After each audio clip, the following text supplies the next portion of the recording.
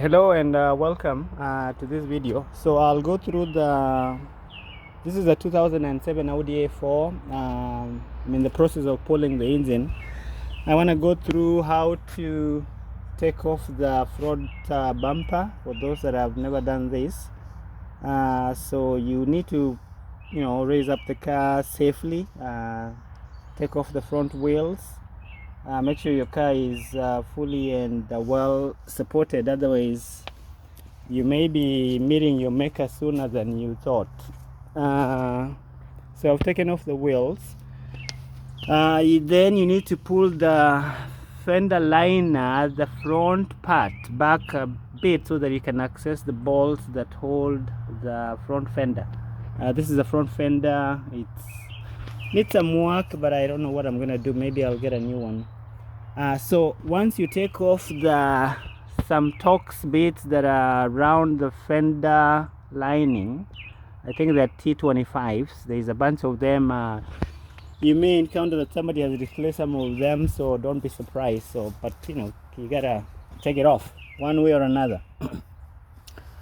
Then there is definitely whatever the bolts you see on top here that are holding the headlight and part of the fender, the bumper those are T30s.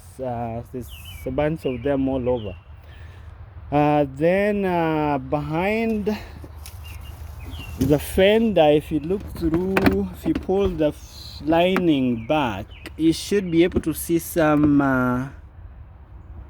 10s that are recessed back in there. So there's 2 of them on this side and 2 on the other side. Those need to come off. You need a long 10. Otherwise the bolts themselves are long. They kind of look like this.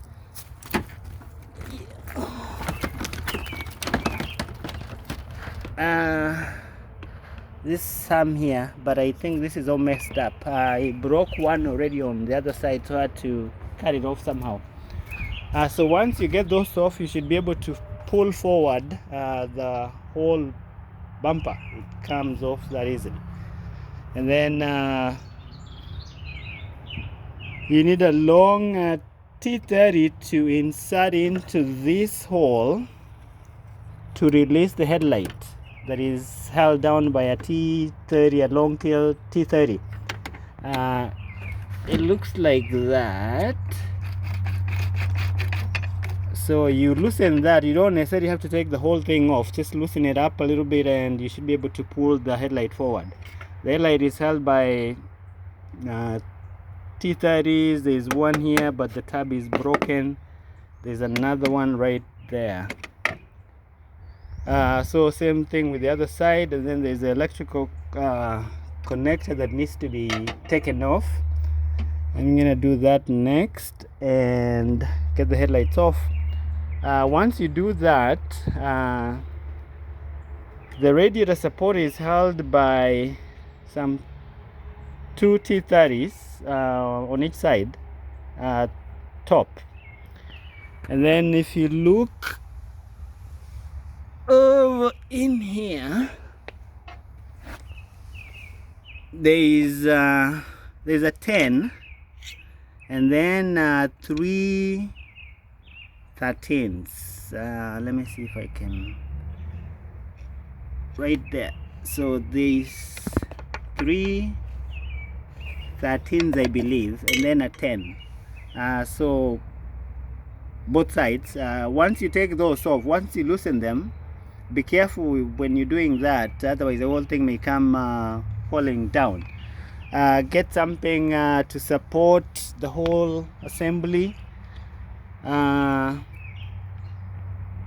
You can either move it forward to make room for you to be able to do whatever you're doing, or you can take it off completely, but then with the assumption that you've drained the coolant, but there's some lines, some oil lines that go into the radiator or the condenser thingy.